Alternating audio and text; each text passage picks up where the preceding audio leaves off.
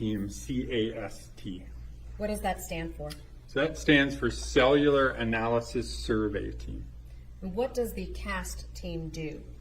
Yeah, so CAST is a team that was stood up by the FBI in 2009 after the FBI noticed an increased use of cell phone records in criminal trials.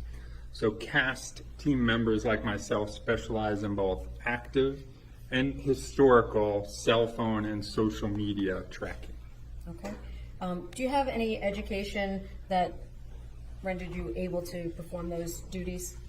I mean, we get training specifically from the FBI, but I do have some relevant training that was prior to the FBI.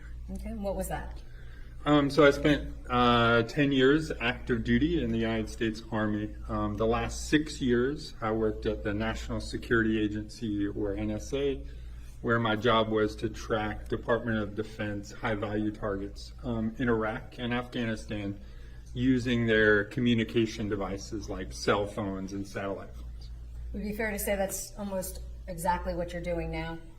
Yes, very relevant, correct. Okay. And for how long were you doing that? I did that for 6 years in the NSA. Okay. And when you started with the FBI, what was your role when you first came in? As a special agent, my job was to investigate criminal offenses. So I worked mostly violent crime cases, gun cases, drugs, kidnappings, those kinds of things. Okay. At some point you shifted to the CAST team, is that right? I did. So I got certified in 2016, and then it's been my full-time job just looking at cell phone records since 2019. So for the last roughly 6 years, all you do is look at cell phone records? Every day. Okay. Can you describe the background of a typical CAST agent? Yeah, so typical background is an agent or a lead investigator that's worked multiple criminal offenses and have used cell phone records in their cases. So the vast majority of us have been in the Bureau for 6 to 10 years working cases prior to coming and working CAST. Can you describe the training you received when you became a CAST agent? Yeah, so we receive about 400 hours of specialized training in everything from radio wave theory, how does a radio wave move through space, to training directly from the cell phone manufacturers. So we get training directly from Apple, Samsung, LG. They come and teach us how do their phones operate. But probably the most relevant training we receive is from the cellular providers, meaning T-Mobile, AT&T, Verizon, what used to be Sprint when they were around. They would come in and teach us how does their network work. So from the time you hit that green button to place or receive a call, how is that call routed from towers to other parts of their network? How do they keep records on that routing? And then how would we as CAST team members use those records to get an general area of a device when it had activity on the network? Did that training include an exam? It does. So we have both a practical hands-on and a written exam in which you have to score 80 or above in both. And did you receive any additional training or certifications? So we get recertified every year. So again, I went through my initial training in 2016, but every year we get all the CAST team together, and again we bring in members from various cell phone providers. Well, all the cell phone providers, AT&T, T-Mobile, Verizon, and they teach us the latest and greatest of what's going on within their network. So when is 3G going away? When's 5G voice going to be everywhere? So that way when we come and testify, like I'm doing today, we have the latest and greatest information directly from the cell phone companies. And again, we do that every year. Would it be fair to say that for the most part they're very cooperative? Extremely, yes. Okay. And with respect to cellular technology utilized by major cellular providers in the United States, are you familiar with those? I am, and again, we get that training initially when you go through training, but then every year you get recertified and get information directly from the providers, so yes. Are you familiar with the record-keeping practices used by the different providers? Yes, that's part of our training as well. Do they all use the exact same practices, or do they have different ones? They do not. They all use different methods. Now, their spreadsheets all look different, or some of them are even different formats, not Excel, but they all contain relatively the same information, and that's what allows us to map that information. Do you provide any training in this area yourself to others? I do. So I teach what's called a CAST Basic course, which is a 2-day introduction course to law enforcement all throughout the United States. I've probably taught that maybe 24 times. I've also taught at our advanced course, and I'm part of our certification cadre where I teach testimony prep. I've also instructed in overseas locations. I handle the Caribbean, which isn't terrible. So I go to the Caribbean and conduct training. I've also conducted training in Mexico and the Ukraine before the war started. What is historical call detail analysis? Yeah, so by law, all the cell providers, meaning T-Mobile, AT&T, Verizon, they have to keep a record of every mobile device on their network. And they do this in what's called call detail records, or CDRs for short. So think of that CDR as like the old school phone bill when we used to get like a paper copy, right? It'd have our number, the other number we talked to, the date and time of the conversation, the other phone number associated with that conversation. But it also includes other information that is relevant and useful to the cellular providers and to law enforcement. And that is the cell phone tower and the sector or side of the tower that's used for every single call, text, or data session on your network. In addition to the CDRs, the phone companies have to keep what's called a tower list. So it is what it sounds like. It's basically a list of every cell phone tower that they have in the United States. So if we're talking about T-Mobile, that list contains every tower location for T-Mobile based on the date that we looked at. And then it breaks down each tower into the sides. So it'll say, hey, tower 123 is located at this specific spot on the earth. Side number 1 points in, at 0 degrees or north, side number 2, 120 degrees, side number 3, 240 degrees. So what historical call detail analysis is taking the call detail records when an activity occurred, like a call or a text, putting that together with the tower locations, where are those towers located that were used, and by putting those two things together, we can get a general location of where a device was when it had a call, a text, or a data session on the network. Okay. Are there more or less towers in different parts of the country? Yeah, so tower placement is really based upon population. So where more people live and more people work, there's going to be a need for more cell phone towers because more people are using phones. So like downtown Savannah, there's going to be more towers than there would be in rural parts of this county where maybe the population isn't as high.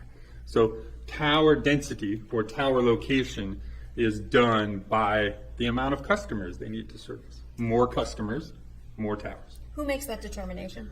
Yeah, that's the network itself, meaning folks from T-Mobile, Verizon, they look at their network and see, oh, hey, they just built this brand new apartment complex in this certain area. Our call volume on this one tower is really high. Let's add another tower or change some things within their network. So the network, T-Mobile, AT&T, Verizon, are always reviewing what's going on within their network and making changes as necessary. Do you have tower lists based on timeframes? Yes. So the cellular providers will send a list of cellular towers during a time period. So whenever they make a change to their network, normally it's every couple months or quarterly sometimes, they'll send a list into NDCAC, which is National Domestic Communications Assistance Center. It's basically the repository of all tower lists. So when AT&T makes a change, they'll send in their new tower list. All of those tower lists are kept all the way back to 2010. So if we need to analyze an incident that occurred, let's say in 2019, we can go to that repository and pull the towers as they were in 2019. So we're not relying on a current tower list of 2025. And approximately how many times have you performed historical call detail analysis? Yeah, so again, this has been my full-time job since 2019, so thousands of records. I look at records every single day, sometimes numerous records, and in all kinds of cases. What types of cases do you use cellular analysis for? Yeah, so the vast majority are going to be criminal cases because my requests will come in from DA's offices or sheriffs or police departments. But we can also use it anytime you need to locate a device. So about 6 months ago, we had a individual, a teen, who texted his parents, said, "Hey, I got a bunch of pills. I can't take it anymore. I'm going to commit suicide by taking these pills." So they contacted me. We were able to get cell phone records for this individual and basically map out a location of a search area for law enforcement to go and find them. So again, we can use this technique anytime you need to locate a device. So all kinds of cases. What agencies can request CAS services? Yeah, we support other federal partners like DEA, ATF, but also any state and local agencies. So any law enforcement agency that needs assistance can request it. And again, we also do some overseas analysis. I handle the Caribbean. I've done work in Mexico, the UK, and the Ukraine before the war. Have you or CAST generally ever conducted an analysis where the person accused of a crime has been eliminated or cleared as a result of your review? Yes, it's it's quite often, obviously, I get records from a police department, let's say, and they'll say, "Hey, here's the records, can you review them? Here's our incident location in Atlanta. Our suspect says that he was in Florida at the time of the incident." So I'll review the records and verify either the device, the cell phone, was in the location of the crime, or help prove an alibi location of them being somewhere else, which happens quite often. And so with that, then those people would eventually be eliminated or cleared as potential suspects. Is your analysis reviewed by anyone else after you perform it? It is. So once I make the initial and draft analysis of the case is sent to another CAST certified individual, all the original records. They review my report and the original records to verify that I didn't map a tower in a wrong location or use the wrong tower, those kinds of things. We then review their feedback before we make a final report, which is what will be presented today in trial. Have you ever testified as an expert in court before? I have. How many times approximately? About 120 different times in 10 different states. And have you presented the results of your cellular analysis in court before as well? I have. What methodology did you use in forming your opinion? Yeah, so just like we talked about historical call detail analysis, right? Looking at the CDRs, basically the phone bill plus the tower information, putting that together with the tower list, putting those two things together to get a general location of where a device was when it had an activity, a call, text, or data session on the network. Are your results peer reviewed? I believe that's what you just described. Is that correct? I did. Yes, they are. Okay. And have you ever been denied expert status in a court of law? I have not. Have you been qualified as an expert in the field of cellular device location information? I have. Approximately how many times? Is that the 120 you were referring to? Yeah, every time I've testified, so approximately 120 times. Your Honor, at this time, the state would seek to introduce Special Agent Berni as an expert in the field of cellular device location information. Absolutely no objection. He's so qualified and they did his opinion. You may proceed. Thank you. In anticipation of your testimony here today, did you prepare a report concerning your analysis? I did. Would it be fair to say that was in the form of a PowerPoint, essentially? It is. Okay. Can you tell us what is the technology concerning cell site data? What is it that a cell phone does? Yeah, so, when a cell phone's on, it's, always scanning the environment, looking for the strongest, clearest, the best signal. So when you're ready to use it for a call, a text, or a data session, the phone knows which tower has the best signal. So the phone chooses the tower with the best signal. Once you complete your activity, be it a call, a text, or a data session, that activity then goes onto the call detail records, that's CDR, so the phone bill basically. And then we can use that information again to locate the towers and sectors used and form our opinion of the general location of a device. Why do the phone companies keep that information? Yeah, so they keep it to optimize their network. So what we're looking at is billing records. So all of these are billing records, or business records, excuse me, that are kept by the providers in order to optimize their network. Meaning, they want to know where are calls being placed are, where are their dropped calls? Do I need to add a cell phone tower because now there's all of a sudden all these customers in a certain area? So they use these CDRs every day to optimize the customer experience. And does your phone always use the closest tower? It doesn't necessarily always use it. Again, it's based on a bunch of things that come into play, but it's using the best signal. Now, it uses the closest tower the vast majority of times. Like very minimally does it use a tower that's not the closest, but it can. Can you tell us what a drive test is? Yeah, so a drive test is a test, an additional analysis step that we could use in CAST in order to basically determine the actual footprint of a cell phone tower. So we have some equipment that's the same equipment used by the cell phone companies, the same equipment used by T-Mobile, Verizon, AT&T to test their network. We put that on a vehicle or a boat or whatever area we're going to test. And then we drive or sail or bike, however we need to, the entire area. And that allows us to determine the actual footprint of the tower. Meaning, if the phone is in a certain location, just like the phone, the drive test gear will tell us which tower and sector is the serving cell, meaning the strongest, clearest signal. And we can make a graphical representation of what the footprint of the tower and sector actually looks like.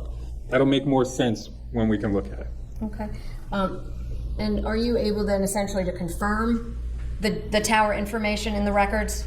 Yeah, what we can do with a drive test is really to say at a specific location, the device, the cell phone, would have chose this tower because it's the strongest, clearest signal. And then we can show at what point the phone would have picked another tower and sector based on the location of the device as it is locations with the other towers. Again, this will make more sense when we can actually see it.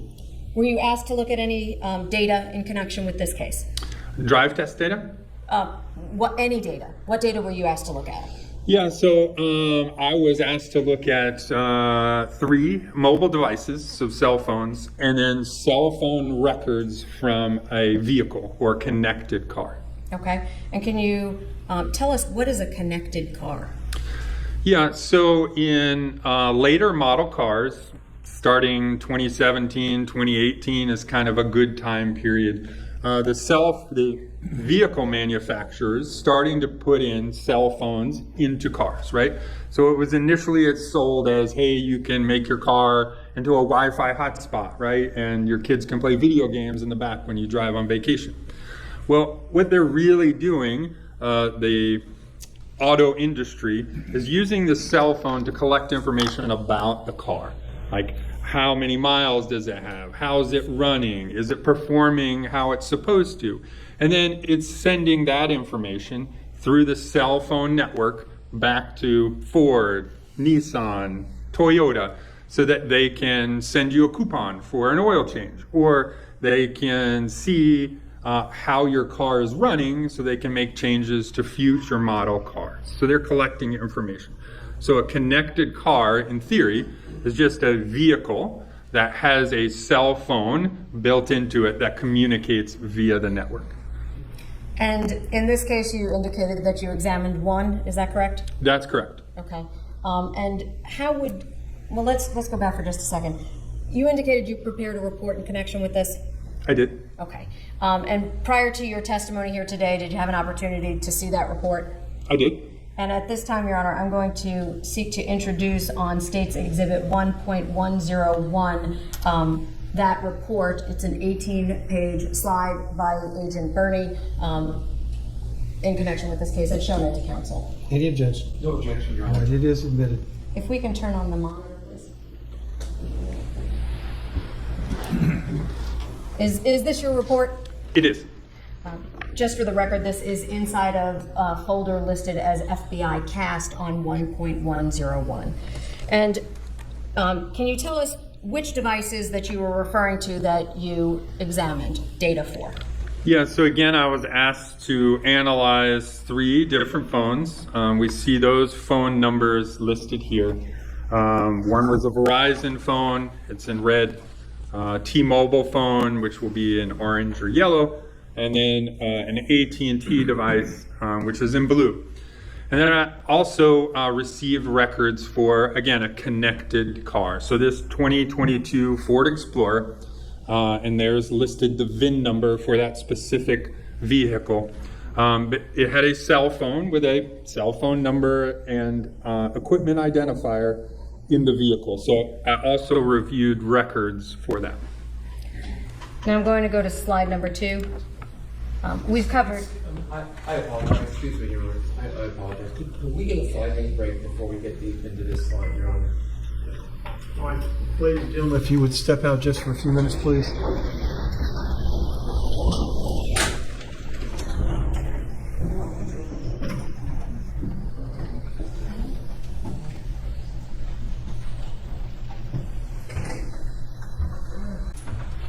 All right, everyone, please be seated. Counsel, you may continue. Thank you. Agent Berni, I believe when we left off, you were on slide number 2. Can you tell us what information you provided here in this slide? Yeah, so this slide just shows how I was involved. So I got asked to review the records and conduct the analysis by the GBI, and given, again, the 3 cellular device records and the car records to analyze. And then it discusses the methodology, again, using the call detail records and the tower list, putting those things together to get a general area of where a device is. And then it just says, you know, the conclusions will be mapped out on the next slides. Okay. And can you tell us what is a cell tower? Yeah, so cell phones connect to what we want to do kind of really through 2 different ways. One, obviously, is we can put our phones in Wi-Fi mode, right, and connect via Wi-Fi. And the second way is through cellular networks, so through cell phone towers. What we're going to look at today is the phone's interactions all through this cellular network, which is the vast majority of how cell phones communicate and conduct their business in the United States. So what this is here is on the left-hand side are the most common cell phone towers, that monopole, a tall lattice tower, the guy wire tower, very common in this area because it's a very tall tower that can cover a vast majority of area. And then there's also the structural tower, so basically putting antennas on the sides of buildings or water towers in order to make towers and sectors off of that. Everything on the right-hand side is also a cell phone tower. Now, there's no fake cactuses here in Hinesville, but what that shows is that not all cell phone towers are created equal. Some are really, really tall, like the guy wire tower. Some are small, like this fake cactus in Phoenix, Arizona, that's meant to service just a park where they have concerts and other kinds of things like that. So that's what is shown here. Now, on the top of this, it refers to cell tower sectors. Can you explain to us what a sector is on a tower?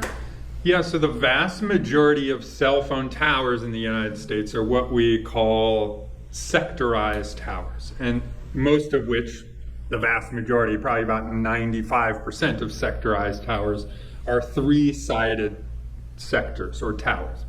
So remember when I said the phone company would put a tower in an area to provide coverage in that area? Well, in order to provide more spots for users, they take that one tower and they divide it up into 3 equal sides or sectors. and that gives more spots for customers to enter the tower, basically, or enter their service. So if a tower covers 360 degrees, a full circle, you divide that by 3 sides, so 360 divided by 3 makes each side approximately 120 degrees, which is kind of what you see here on the bottom left. You have like the red side, the blue side, and then the green side. Well, we find out or determine how a sector points directly from the tower list. So again, if I'm analyzing, I look at the call detail records, I see Berni's phone used AT&T tower 234. I'll go to the tower list. I look out where is 234 because their tower list is uniquely numbered, meaning no number is used twice. So if we're looking for a specific tower, we can go to the tower list and know exactly where that tower is. It's like a fingerprint on their network. Well, not only does it, again, provide the location of the tower, but it says the azimuth or the orientation of the side or the sector. So if we look at the illustration in the middle, again, we see the tower, that's that triangle white shape in the middle. If we're looking at sector number 1, we go to the tower list, it shows sector number 1 points towards 0 degrees, right? North.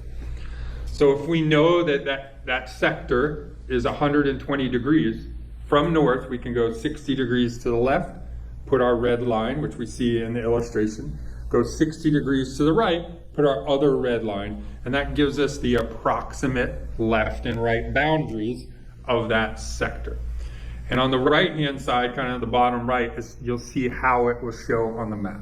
Again, you have the red line on the left, red line on the right. Where those 2 red lines meet, kind of the point of the V, it's hard to see, but there's a green dot. That's the cell phone tower. And we know that in our example, the phone used the north side. Or did I touch something? No, I did. I was trying to zoom for you. It doesn't. On the north side, so we know the approximate or the general area of where that device is. One thing to note is you'll see kind of there's some red shading in between the 2 arms. That just shows you the sides of the V that we're looking at. It doesn't say that's the coverage area of the tower. It's not meant to say that's where the phone is within that small area. It's just saying with these 2 lines of the V, the side that's connected, that's the side we're looking at. Now, do phone companies share towers? Yeah, so a cell phone tower can be put in an area, again, where they want to provide coverage. And a lot of our cell phone towers, the actual location is owned by a third party. So this third party will go and put up a pole and say, who wants to put their antennas or who wants to put sectors on the sides of this tower? Maybe AT&T comes and says, hey, we want the top, we want our antennas there. Then T-Mobile says, hey, next level down, we want to put some antennas too. So a tower can be shared by more than one provider. The pole can be shared. But phones are like children, right? We tell children, don't talk to strangers. Well, that's exactly with a cell phone, right? T-Mobile only talks to T-Mobile. AT&T only talks to AT&T. Can you tell us what's depicted in slide page 5? So what this is this is just an example of call-out boxes that we'll see. So for every cell phone tower map, there's going to be a box that like this. So the box will have information directly from the call detail records. One thing to note is that this is just an example. There's not a 678 area code within our case. This is just an example put up there. But in the top, we see CID. That stands for cell ID. So what that is that's that unique cell phone tower number. 732392 is the tower number. And then the -16 is the side and the height or tier of that antenna on the pole. Underneath that, you'll see the date. Again, an example, not for our case, but this was an April 2019 example. Underneath that will be the phone number that's mapped, and then the activity time will be to the right of it in local time. So not all cell phone records are kept in local time. In fact, T-Mobile and AT&T The ones we're going to look at the most are kept in what's called UTC time, so a different time. So we have to convert that time. But I say that just to say all the times that you'll see in my analysis are in local Eastern time. And then I'll say the type of activity.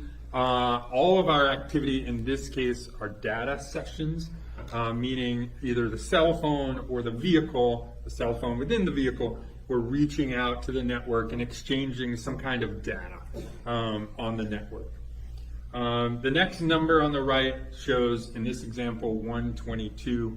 That's the compass direction of the sector used, meaning if we're looking at sector number 1, in this case, we know the middle of it is 122. That's where the middle of the sector used is. And then if there was a phone call, the other number would be listed on the right. Again, everything we're going to look at is data sessions. And then you'll see at the kind of the top right there of that blue square rectangle is a yellow circle with a number 4. And that's just a reference number. So if there's more than one tower shown on my map, there'll be a call out box for tower number 1, a call out box for tower number 2, 3, and 4, so forth and so on. Does that provide sequencing? It does. Okay. And did you in fact analyze some data? I did. I'm going to slide number 6 at this point. Can you tell us what's depicted here?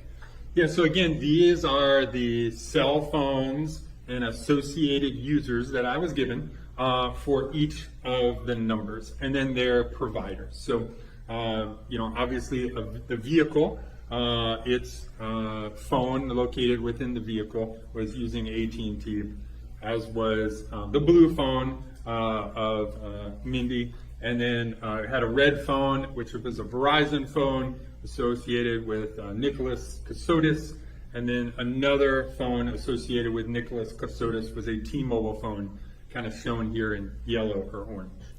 Were all 4 of those devices mapped? They were. Okay. Ultimately, were you asked to map specific dates in conjunction with this case? Yeah, so I reviewed the records for every one of these. And then I focused my analysis on important dates, times, and locations that I was asked to by the investigators. And did you have any mappable activity for the Verizon device and the blue device associated with Mindy Kassotis?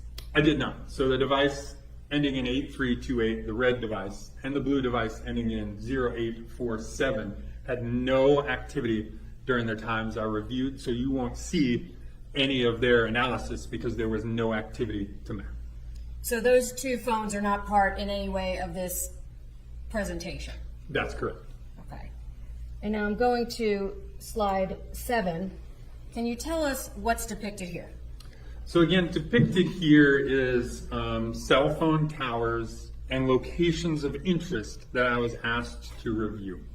One thing to note is you'll see a lot of blue dots and a lot of green dots on here. The blue dots are AT&T towers, and the green dots are T-Mobile towers. Again, you can kind of see what we talked about in locations where there's more people live and more people work. There's lots of towers together. Look at the downtown Savannah area, right? Towers look like they're right on top of each other. As opposed to you go to more rural parts of this, you'll see that towers get farther apart because there's less people. But on the left-hand side is all the locations that I was asked to review. Did you also review another location that is referenced with an HD? I did, Home Depot. Okay, can you tell us, what do you do when you get an address from a law enforcement agency seeking to map it?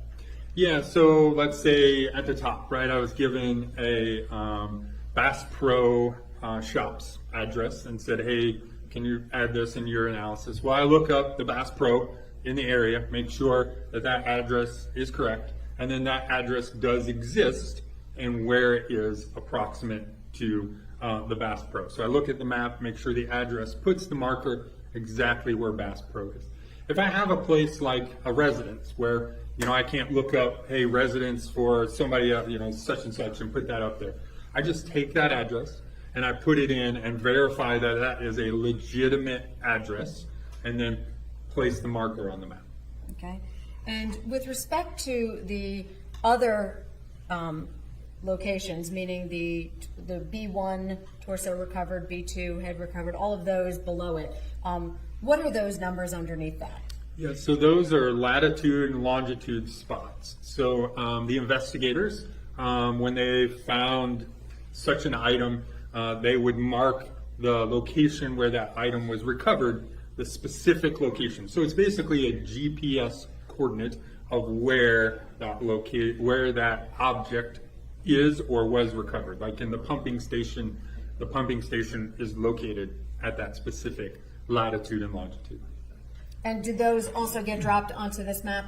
They did. And you can kind of see them all kind of bunched together on the bottom kind of portion of the map with underneath the KF there. Since a lot of these locations are in a closer proximity, they kind of all bunched together on this slide. And why are they all bunched together in this fashion? Yeah, because I wanted this slide to show all of the locations from, the Home Depot down to the area where the body parts and the pumping station were. I wanted all on one slide. So that made some of the locations kind of overlap since they are closer together. I'm going to show you now slide number 8. Can you tell us first, what date and time range were you mapping on this slide? Yeah, can I orient them to how the slide's laid out? Of course. Okay, so at the very top, you'll see the date and time period of the slide. So each slide is like a snapshot of time. So this covers obviously November 28th, 2022, between 1:12 p.m. and 1:31 p.m. The next couple slides will be ongoing time periods. So this slide just covers that one time period. At the top left, you'll see the phone number and then again the vehicle that I mapped activity from its call detail records. Underneath that, again, you see green dots, T-Mobile towers, blue dots, AT&T towers. On the far right-hand side, near the top, you see the residence and then the Bass Pro, basically those rectangles. Those are important locations that I was asked to review the phones during this time period as it pertained to those locations of interest. Can you tell us when the call-out boxes, what is relevant in call-out box number 1? Yeah, so again, you see 1, and you see it has the yellow circle with the black number 1, and then you see the towers listed there. And then if you look underneath there, you see the activity. So again, the vehicle had a data session that initiated at 1:12 using that tower and sector you see there. And then there's several data sessions from the 4570 cell phone, one at 1:14, 2 at 1:14, and 2, it looks like at 1:26, I think. Hold on. Oh, it's correction, 1:28. So these are local time, you said, correct? These are all in local time. Okay, so that number 1 where we see the sector that you were referring to, they were previously the 2 red lines, they are now, is that black? One is black for the vehicle, and then the other is that yellow or orange for the cell phone. Okay, and is that call-out box that's in the bottom right of that slide, is that depicted somewhere else on the map itself? It is. It's showing the towers from number 1. So what is that letter B reference? The B, as you can see in the top right, is the Bass Pro Shops. So what conclusions were you able to draw from the call-out box number 1 and the tower number 1? Yeah, that both the vehicle and the cell phone, ending in 4570, had data sessions that used towers and sectors that were in close proximity to the Bass Pro Shops between 1:12 and 1:28 p.m. And were you asked to look at that specific time for a reason? I was, and you can kind of see the snapshot on the left-hand side. I was told that there was a purchase, and attached is a copy of a receipt, kind of see on the left-hand side there. And the time listed on the receipt is November 28th, 2022 at 13:23, which is 1:23 Eastern Time. Okay. PM. Correct. And was that consistent with what you found in Tower 1, Box Call Out 1 as well? It is. And can you tell us what is in call-out box 2? Yeah, so again, 2 is a different tower and sector, and we see that the vehicle had a data session at 1:31, and that vehicle is now appears to have moved northbound away from the tower it used at 1:12.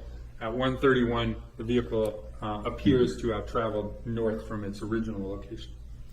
Can you tell us, just so we're clear, what exactly is a data session?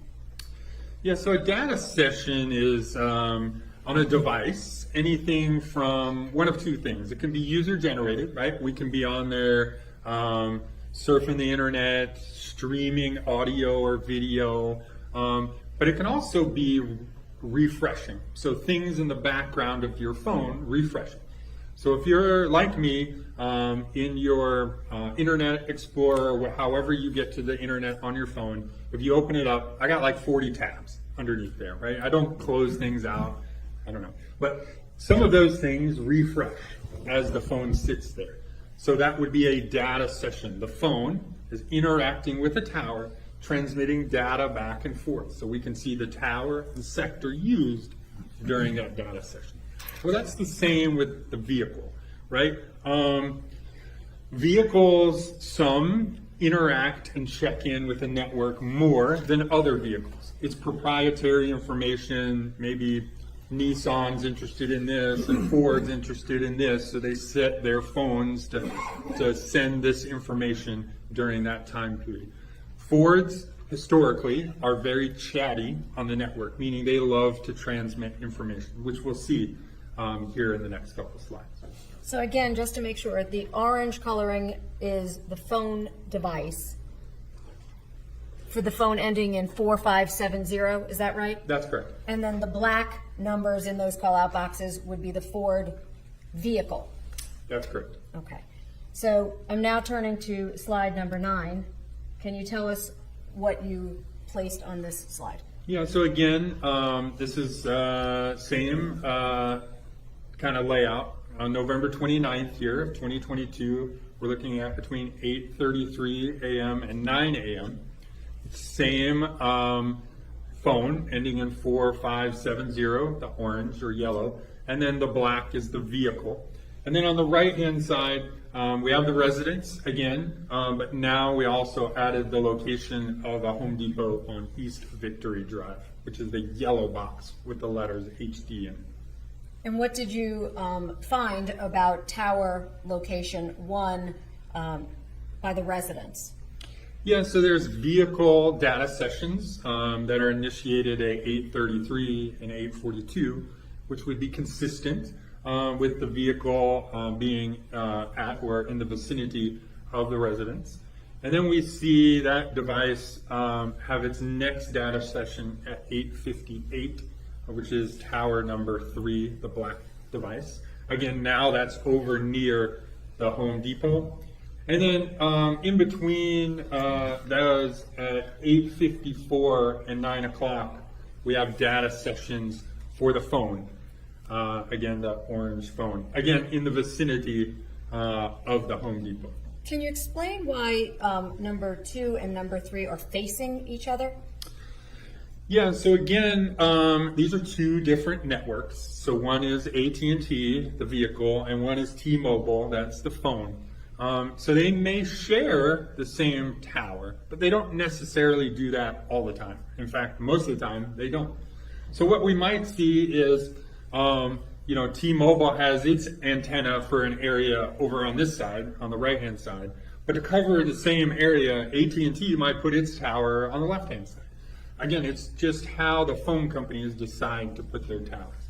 But one significant factor, obviously, is there's 3 activities, 2 from the phone and 1 from the car, 8:54 from the vehicle, from the phone, 8:58 from the car, and then 9 o'clock from the phone. Again, both of those are kind of pointing in the same general area.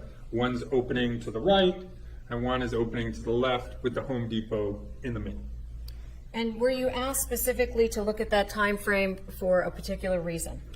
I was, and you'll see on the right-hand side again is a snippet of a receipt on November 29th of 2022 at 8:56 a.m. A purchase of something, I don't know. Okay. And that purchase and that date and time was what caused you to look for the activity of the data sessions. God bless you. Bless you. For that date and time? Yes, ma'am, that's correct. Okay. And that activity put that vehicle and the device in the vicinity of what? Of the Home Depot, starting at 8:54 and ending at around 9 o'clock. Those last two interactions. Now, with respect to call out box 1, can you tell us that CID that's in the top, what is that? So the CID, so again, that's 7403884. That's that unique tower number. And is that tower number in the vicinity of what? That tower is in the vicinity of the residence. And the residence being, would that be the address that you have on the top right corner? It is 311 East 65th Street in Savannah. And I'm now going to show you slide number 10. What is depicted here? So again, still on the 29th, between 9:09 and 9:42.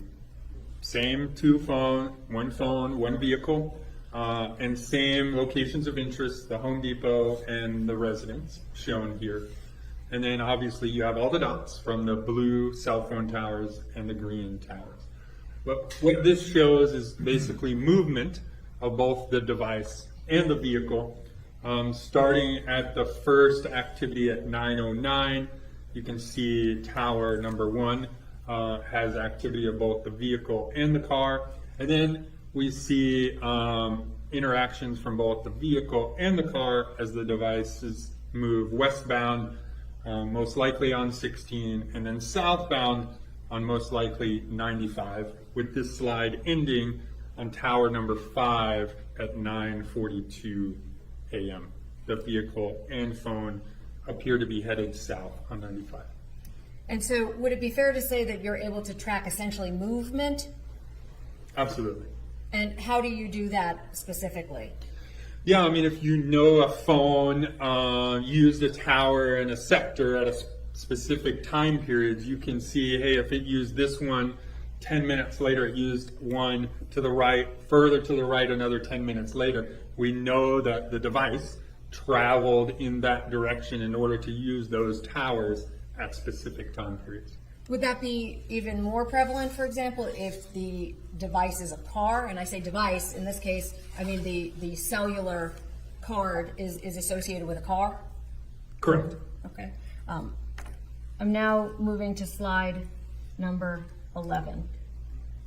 Can you tell us what's depicted at slide number 11? Yeah, so here, again, 9 at the top, 9:59 to 12:03 p.m., still on the 29th. Still the same phone and same vehicle, orange for the phone, black for the vehicle. Now we have a lot of locations of interest listed on the right-hand side.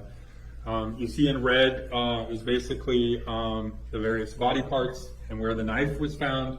And then there's also a purple or pink square representing a pumping station there. And then if you look at the activity of the device, I'm going to look at my slides because that yellow's. So if you look at the time periods, you'll see the device uses tower number 1, which again is off 95 there. At 9:59, it uses the northeast side, so kind of the right-hand side. And then at 10:04 and 10:05, now it's using the left-hand side. And we can tell that because in that box, it may be hard to see, but the last two numbers, one says 86 for the 9:59 activity. Well, an azimuth of 86 is basically east, because 90 degrees would be due east. And then the 240 is going to be basically south and west. So we can tell which of these sides the phone used at specific times based off of the azimuths there. And then we also in that same general area at 10:02 have activity on tower number 2 for the vehicle. And we see, again, that all located in the same area there. Would it be fair to say then that because there's data sessions for the vehicle and data session for that wireless number, that both of those are interacting with the tower at the same times that are listed in those call-out boxes? Oh, they're definitely interacting with the towers at these specific times. Would the phone itself and the car then have to be in the vicinity of that tower for that to occur? That's correct, yeah, in the footprint of it. Okay. And with respect to these dates and times, that very last number that is the degrees that it's facing, is that correct? The degrees, the azimuth of the sector is facing, correct. Okay. And so would it be fair to say that that's able to tell you the movement direction of the vehicle and the device? Objection leading. It is, but it doesn't suggest an answer. Just try to avoid that, counsel. Will do. Go ahead, sir. Yes, normally if you see a change in azimuth, it either means one of two things. So there's overlap between towers and overlap between sides, meaning these are mobile devices, right? They're meant to be moved everywhere. So the way they make a network is the cell phone tower on the right and you got a cell phone tower on the left. Well, what they don't want is those coverage areas to stop and not touch each other, right? Because then when we drive from the right to the left, we lose coverage, we get our call hang up before we enter the next sector. We get pretty mad about that as customers. Well, what they want to do is overlap the towers a little bit. So that way when you're traveling from the right to the left, you're in what sector number 1, you're in the overlap, handing over to sector or tower number 2, and then in tower number 2. So when we see different azimuths on one tower, it's one of two things. It's either the phone sits in the overlap of the sides or sectors, or the device is moved from one side of the tower to the other. Does box number 3 assist in making that determination? Very much so. Explain how. Yeah, because in box number 1, right, we see at 9:59, it used the right-hand side of tower number 1. And then at 10:04 and 10:05, we see the phone use the left-hand side of tower number 1. Well, if you look at tower number 3 at 10:15, the phone used tower number 3, which is farther to the left. So we can then deduce that the phone started at the right and moved to the left. And are there times for those data sessions in call-out box 3? There are. And what were those? So there's 10:15, 2 of them, 10:15:50, 10:15:51. And then the next ones are 12:03:57 and 12:03:58. Can you explain to the jury why there's such a large gap in that time? Yeah, so as we've kind of seen through the analysis, data sessions check in at various times and dates. But if you look through the course of the records, which I did, it's normally checking in every, sometimes a lot, but the vast majority at least once in an hour. Well, what we see here is you have a gap of about 2 hours, which could be indicative of a couple things. One is the device could have been turned off. Therefore, there's no check-ins between the device and the network because the device is powered off.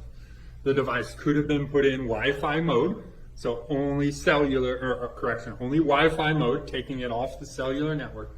Or number 3, it could have been in a spot where there's no cell phone coverage at all. If there were no cell phone coverage, would you have seen those data sessions that are depicted therein? That box? No, there's definitely network or coverage areas at 10:15 and 12:03, and we're going to see some drive test data. We drove all the areas basically in the middle of the map here, and you'll see there's coverage areas all throughout there. Maybe not the best, but there are coverage areas all through. And you did drive testing, correct? Yes, ma'am. Does that mean you were physically on the ground in this area? That's correct. Was this rural or urban? It is very rural. Okay. In fact, we had to get keys to get some gates open because there were locked gates and just vast majority of land. In fact, there's an impact area out there too. Okay. And can you tell us what is depicted in number 4? Number 4 is the next time after, so if we're looking at the vehicle, at 10:02, you see it used tower number 2, so right where 95 is down there. And the next activity on the vehicle is at 10:21, and then we see it use tower number 4 between 10:21 and 11:54. During that time period, it also uses tower number 2 twice, once at 10:33 and once at 10:34. So all of those data sessions that are listed in box 4, do they tell you anything as to the vicinity of the vehicle at the times listed there? Yeah, we know that it's in the general area that would be provided by tower number 3. So again, I can't draw on here, but it's basically an area, reaching out from tower number 4 to an area of overlap of its next towers. And we see kind of the next AT&T tower, if we're looking down from 4, the next tower is number 2. But if you look left of tower number 2, all the way to the blue dot to the left of number 3.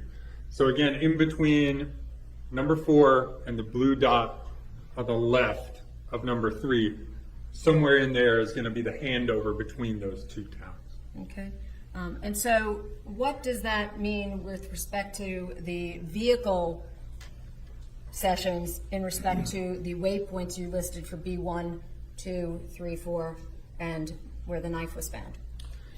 Yeah, so all of those locations, the closest AT&T tower and sector to it are tower number 4 and the sector shown. And was that vehicle in the vicinity of Tower 4 at the time period between between 10:21 a.m. and 11:54 a.m.? Correct, it was. Now tell us what is in box 5. So again, the vehicle uses box 5, checks in a data session, 2 of them, at 10:33 and 10:34. Would that also demonstrate any overlap? Yeah, there's going to be overlap between Tower 4 and Tower 5. Maybe a little bit more than halfway, right? There's going to be some overlap between the 2 of those.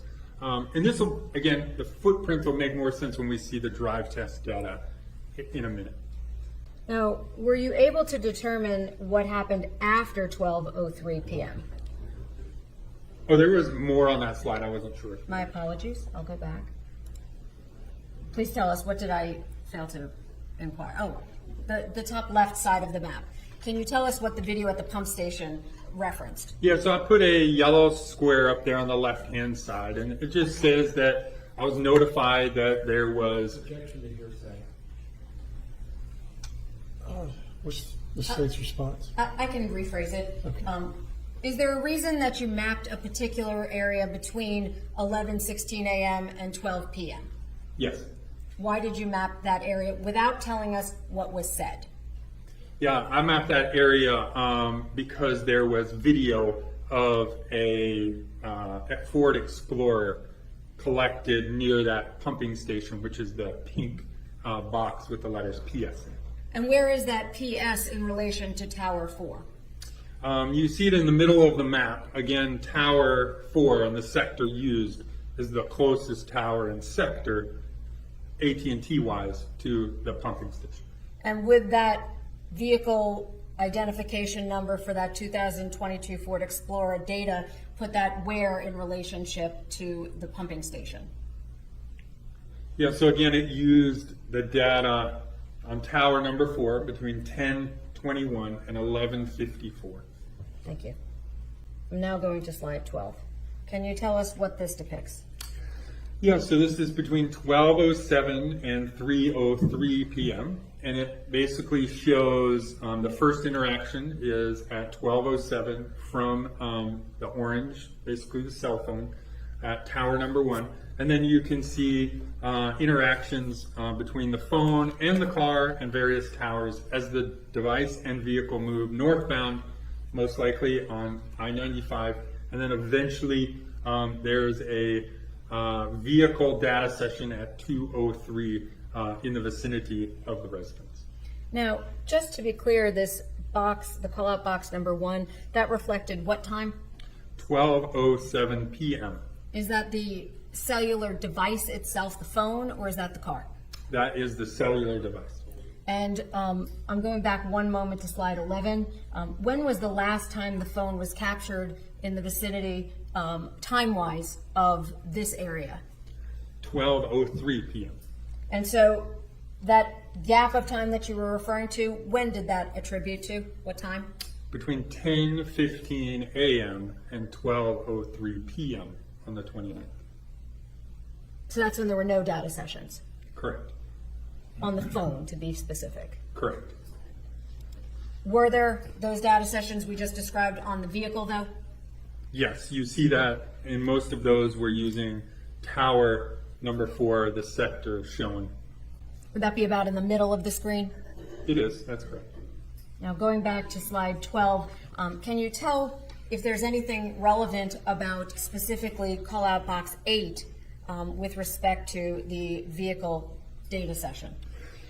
Yeah, so again, that's a tower and sector in the vicinity of the residence, and the number 74037400384. That tower number is the same one we saw on page number 9, kind of zoomed in, the one that was closest to the residence. And that would be the same tower that was picking up on both of those times? Same tower, yes. I'm now going to talk to you a little bit about the drive testing. You indicated that you did do drive testing, I did. okay? And can you tell us where specifically you drove tested? Yeah, so I specifically wanted to map out 4 different towers to make sure we understood the footprint of those towers on the dates in November of 2022. Okay, and so tower number, I'm on now slide number 14. What did you display here? Yeah, so again, at the top, it shows that we drove test an AT&T tower. You see the cell ID, so it's the same 740-350-224. And you'll see on the left-hand side, that's the same call-out box that was shown on the previous slide, page number 11. And it was tower number 5 on that slide. And then on the right-hand side, we still have the locations of interest, all the body parts plus the pumping station. And then I show all the blue dots for AT&T devices. So this kind of amoeba that we're looking at here shows the footprint of the coverage area. So the dark purple in the middle is what we would call a dominant coverage area. So it's the strongest coverage area for that tower and sector. You'll see on the boundaries of the dark purple is light purple.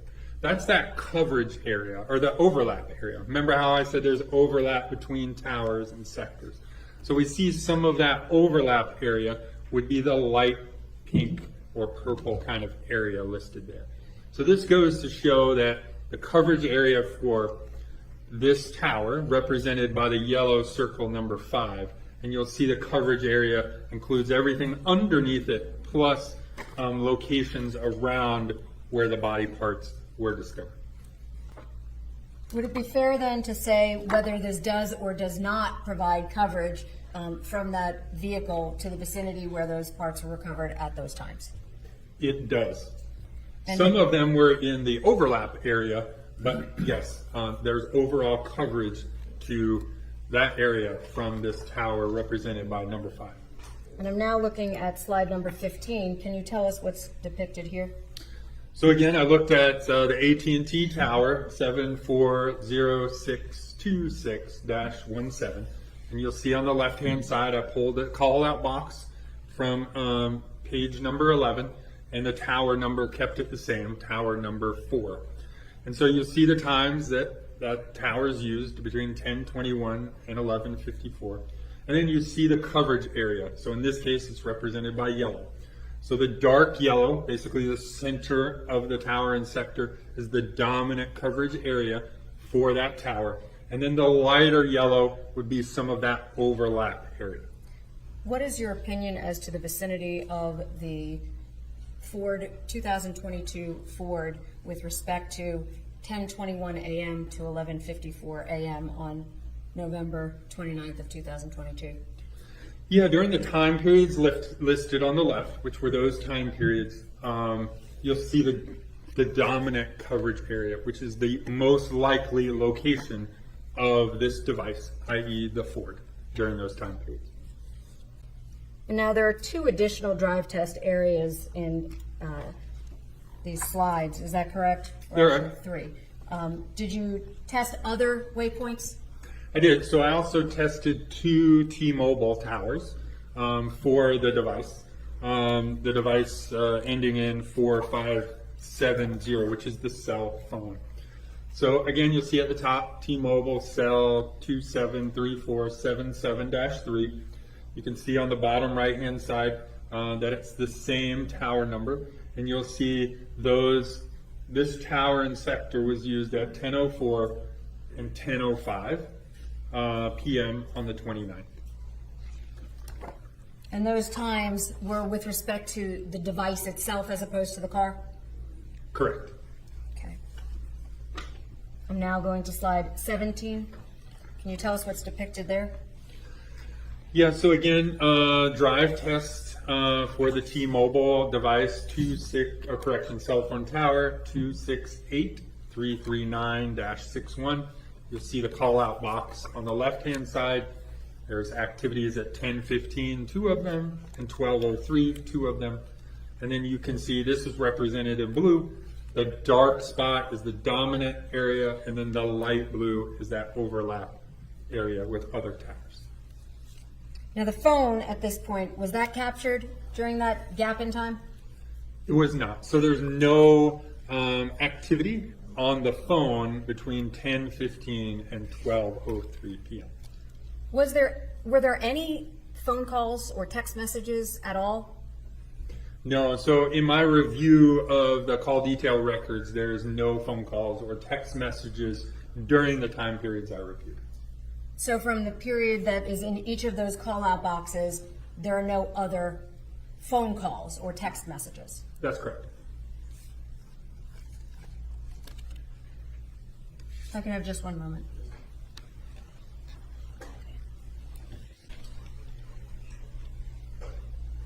No, I can just tell me what you want me to go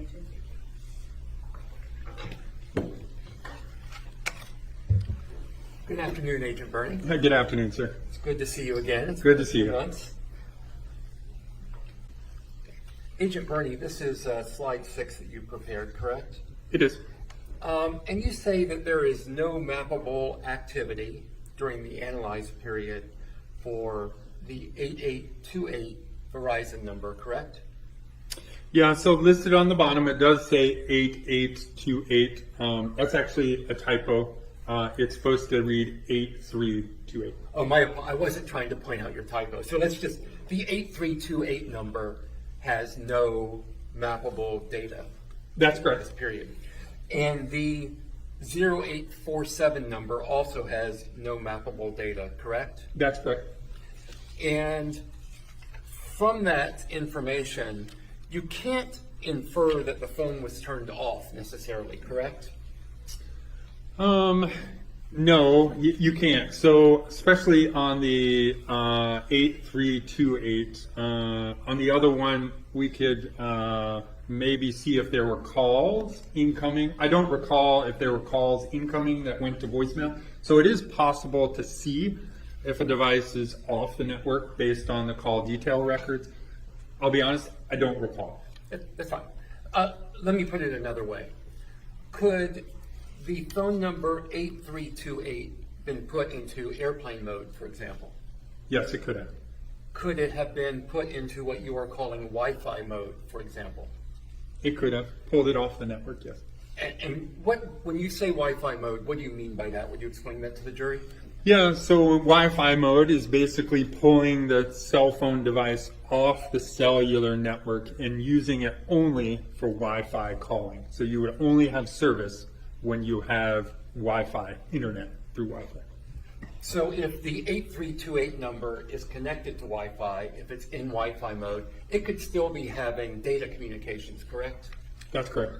It could be surfing the internet, correct? Absolutely. It could be sending and receiving messages, not SMS, not phone messages, but it could be sending and receiving messages in other ways, correct? Correct. It could be using Signal to send and receive messages, correct? Signal, correct, and iMessages. And iMessages. And the same for the 4570 number, correct? If it was in Wi-Fi mode, it could also be engaging in data communications. That's correct. Any device taken off of the network, as long as you still have internet in Wi-Fi mode, you can use it. I mean, it's basically a computer, right, in the palms of our hands. Let's go to slide 9, please. Can we look at that Home Depot location that you have marked on this slide for a moment? Cell tower CID 740384-8. That's the one with the number 1. That's an AT&T tower, correct? It is. And then also cell tower number 3, CID 744408-9. That's also an AT&T tower, correct? Yes, sir, it is. And what is that tower directly above the label HD on the map? What kind of tower is that? That's another AT&T blue dot. So it's another AT&T tower in there. Okay. And it appears that the blue dot above the HD is closer than the number 3, the cell tower mark 3, correct? It does. Yep. Do you know why, when you're sitting here, and I know you don't have all your information, but do you know why the cell phone may have been hitting off of or pinging the tower we'll call the number 3 tower versus the tower above the HD? Yeah, so again, remember when I started and we showed pictures of towers, not every tower is created equal, right? So some towers are really tall and some could be really short. My guess is the blue dot above HD is meant to service the traffic as it goes through 80 there and then whatever that cross street is there. So it could be a smaller tower that's meant to cover a smaller area than tower number 3. I don't recall the height of tower number 3 off the top of my head. But again, you, I think, testified on your direct, you don't always necessarily hit the closest tower, correct? Yeah, not always. The vast majority of time we do, but not always. Can we go to slide 11, please?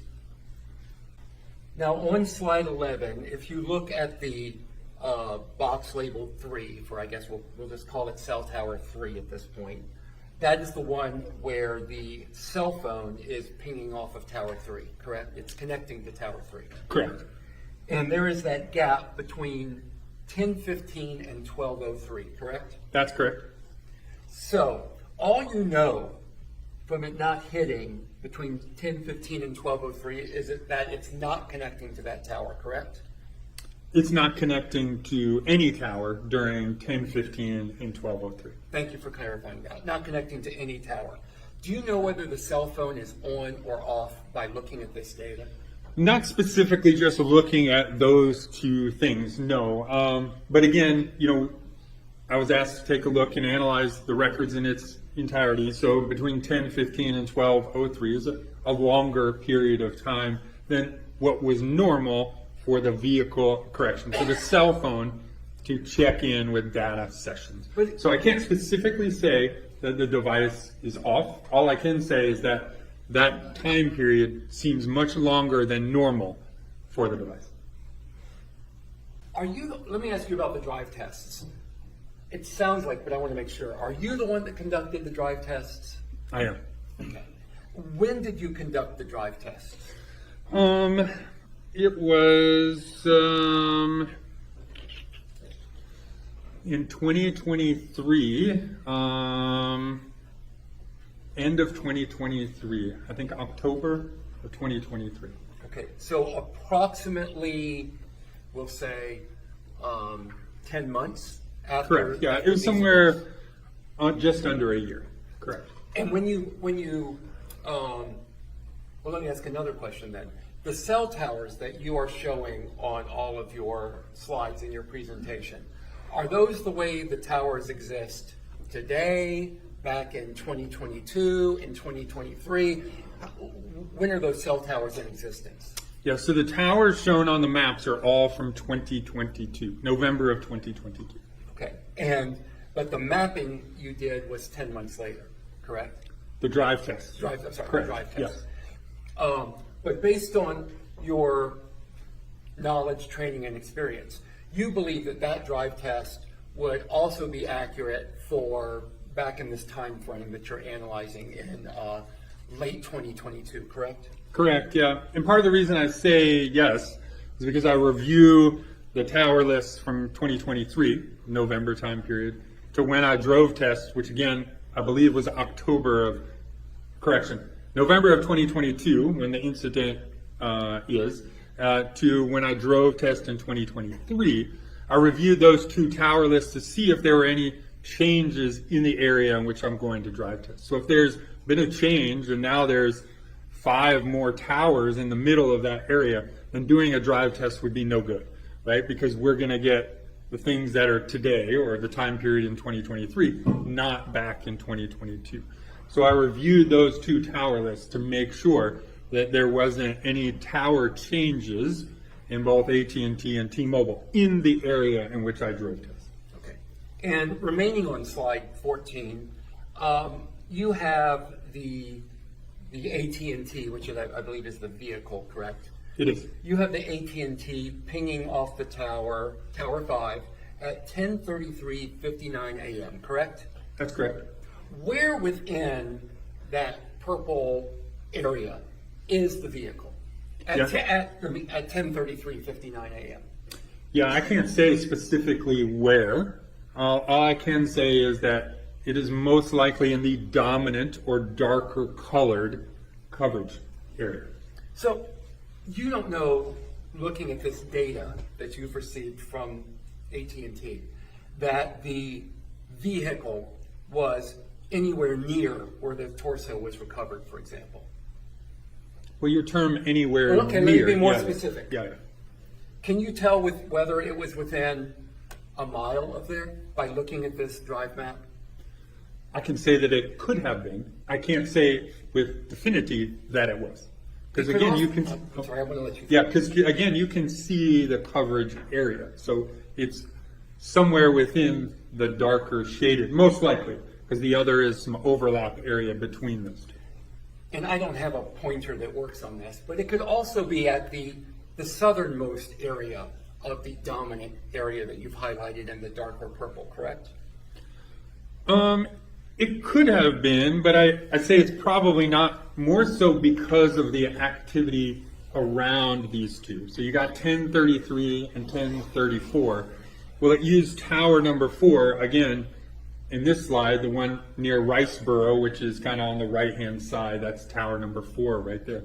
So it uses tower number 4 before 1021 and after at 1041.